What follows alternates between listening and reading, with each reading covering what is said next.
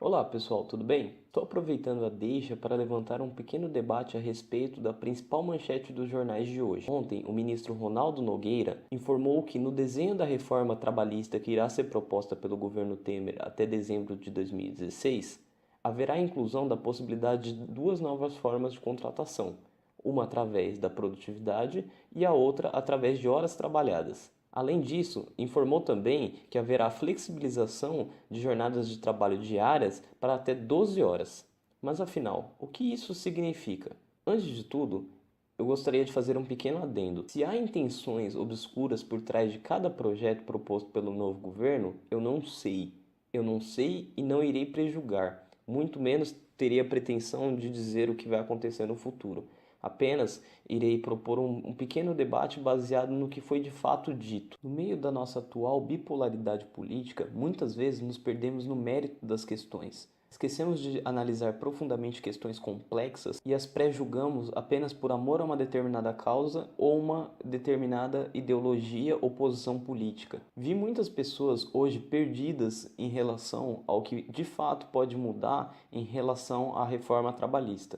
Uns dizem, inclusive, que o governo taxativamente vai aumentar as horas padrões dos contratos de trabalho de 8 horas para 12 horas, enquanto outros dizem que essa flexibilização pode incentivar, sim, a diminuição do desemprego no Brasil, o que hoje alcança o patamar de 11 milhões. Isso, obviamente, não é culpa dessas pessoas. Tais debates e mesmo a própria bipolaridade política é fomentada por mídias, repórteres, colunistas e outras pessoas que, para fomentar e dar força às suas teses políticas, analisam de forma sintética assuntos imensamente complexos, quase sempre pautados pela sua própria visão de mundo e presos em uma análise apenas da sua realidade. Quando falamos de uma política pública, por exemplo, nós temos que ter em mente que dentro do debate deve ser englobado a realidade de outras pessoas que também podem ser afetadas. À medida que é interessante o debate de ideias e oposições, no sentido de que ajuda a lapidar projetos e, em tese, criar uma espécie de consenso ou mesmo chegar a uma determinante que tenda a beneficiar o maior número de pessoas, o nosso debate em geral ainda é muito superficial, o que desgasta gradativamente a argumentação e desestimula a pluralidade de ideias. Mas vamos aos fatos. O que de fato foi dito pelo ministro do Trabalho? Possibilidade da contratação através do modelo de produtividade ou então de horas trabalhadas. O que isso significa? Significa que determinadas categorias poderão se utilizar desse recurso para flexibilizar e até mesmo o funcionário ter a opção de ter jornadas de trabalho quebradas em diversas empresas, o que lhe dará a liberdade de ter mais de um tomador de serviço. O que muda em relação ao FGTS, 13º e férias, por exemplo? Absolutamente nada, já que o cálculo desses proventos são proporcionais às horas trabalhadas. Também, segundo o ministro, haverá flexibilização.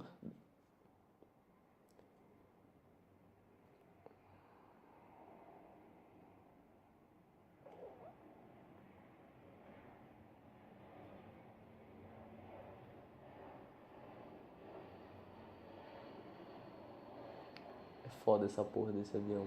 Também, segundo o ministro, haverá flexibilização da jornada de trabalho diária para até 12 horas. O que muda com isso? Salvaguardado que o contrato de... Caralho! Salvaguardado que o contrato de trabalho padrão manterá o perfil de 44 horas semanais, sendo extensível até 48 horas semanais através de 4 horas extras disponíveis. Ou seja, determinadas categorias que utilizam as 4 horas no sábado para compensar e alcançar as 44 horas semanais, como por exemplo pessoas que trabalham de segunda a sexta, mas devem completar a sua carga horária aos sábados, poderão se utilizar desse recurso através das convenções coletivas, ou seja, a responsabilidade para a definição de quais categorias farão parte desta flexibilização será definida através das convenções coletivas de cada categoria. A verdade é que no Brasil já existem muitas pessoas que fazem esse tipo de coisa. Muitas pessoas hoje já possuem uma carga de trabalho muito superior a 8 horas diárias. E normalmente essas pessoas vivem na informalidade ou então, de alguma forma, são prejudicadas por seus empregadores. E do outro lado, para o empregador, muitas vezes não fica competitivo contratar alguém por uma determinada demanda, sendo que esta pessoa deverá cumprir uma jornada integral, não tendo uma opção de meio termo envolvida nesse sentido. Algumas categorias, inclusive, podem se beneficiar deste recurso para ter diversos empregos e aumentar a sua renda. Além disso, muitas empresas utilizam.